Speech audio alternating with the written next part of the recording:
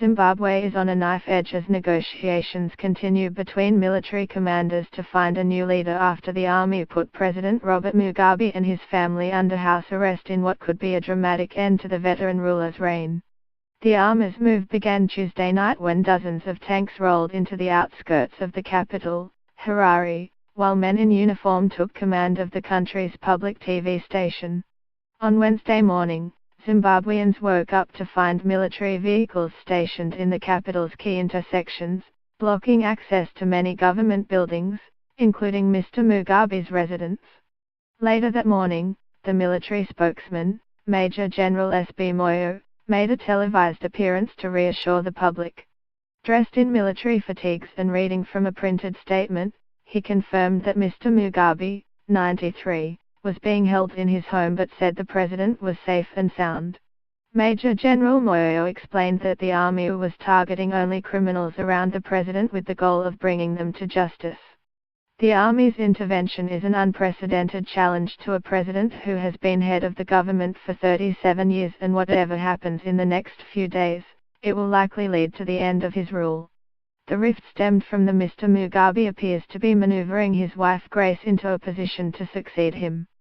Ms. Mugabe is supported by a faction of MPs called G40, but the move was viewed in a dim light by many, particularly after Mr. Mugabe forced out his vice president Emmerson Mnangagwa, who had the support of the military, earlier this month.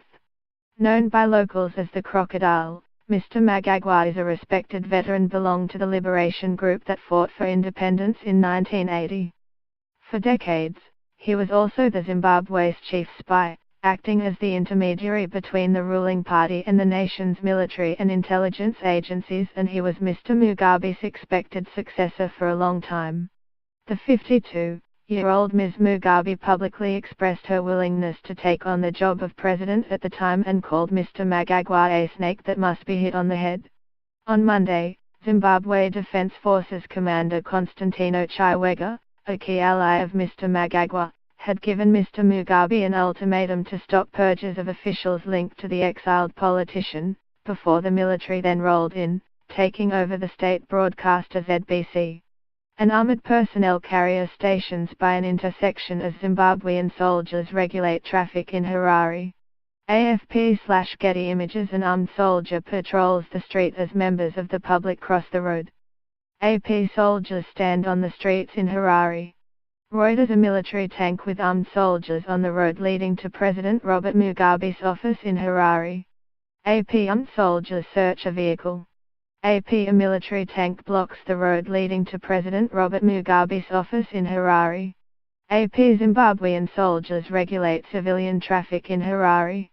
AFP/Getty Images: an army tank blocks the main road. Reuters: military vehicles and soldiers patrol the streets in Harare. Reuters.